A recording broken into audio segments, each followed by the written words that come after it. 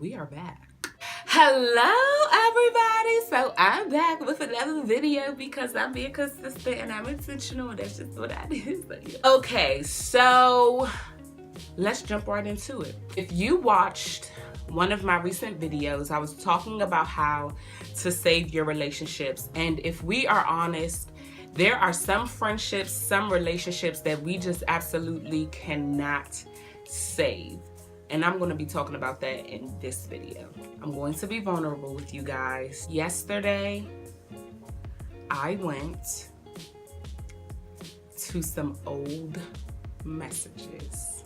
I don't know what was going on with me or what state of mind I was in, but for some reason, I wanted to take a trip back to the past and reminisce on the good times. And in the end, I end up looking so dumb because after reading those messages, I felt like crap.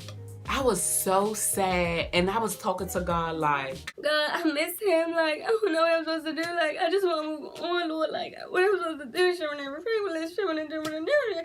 When I'm showing them, I just want to be free. Then this morning, after my quiet time, I came to my senses, and I'm going to tell you why. So grab your handy dandy Bible, and we are going to go to the book of Exodus. In Exodus 14, we learn about the Egyptians, and they're on their way to freedom. They're on their way to the promised land. And as they're there, they start getting nervous. They start getting scared. They're doubting God. And they even say out of their mouths that they would have rather been serving the Egyptians. They would have rather remained slaves than to take that hard and long journey to freedom. In verse 15, God says, "Why are you crying out to me? Move on, move forward." How does this relate to the text messages? Well, I'll tell you how. So oftentimes we do that. When the Lord delivers us from certain types of relationships and friendships and delivers us out of jobs or whatever, we tend to go back and dwell on the past when we don't have a clear vision of the future. Still no job, still no bae, still not courting, still not married. You and your best friend parted ways, so you're still at home alone on the weekends, eating popcorn, watching reruns of Frasier. So when life starts to look like that, after a while, those old relationships, that old friendship, that old job starts to look good. But guess what? They were bondage. When you're lonely, or even when you're broke, the past will always look good.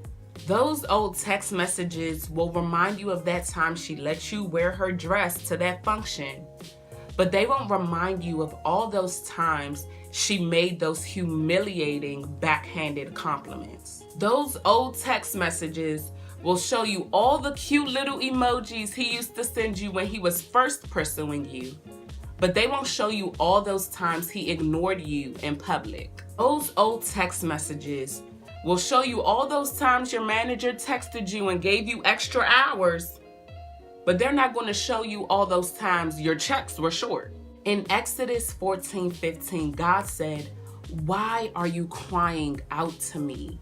Move forward." You keep pressing God out about that boy or about that girl or about that job or about your finances or about whatever. But God is saying he needs you to move forward. He needs you to take a step of faith and forget about the past. Forget about how cute that relationship was in the beginning and move on. Forget about how much you were getting paid at that old job and move on. Forget about that friendship because you're no longer friends with them and move forward into your promised land. Cross over. If you keep dwelling on the past, if you keep looking back, you're going to look just like Lot's wife. Salty. Delete the text messages and move forward. Love ya. Bye. Weave Geek.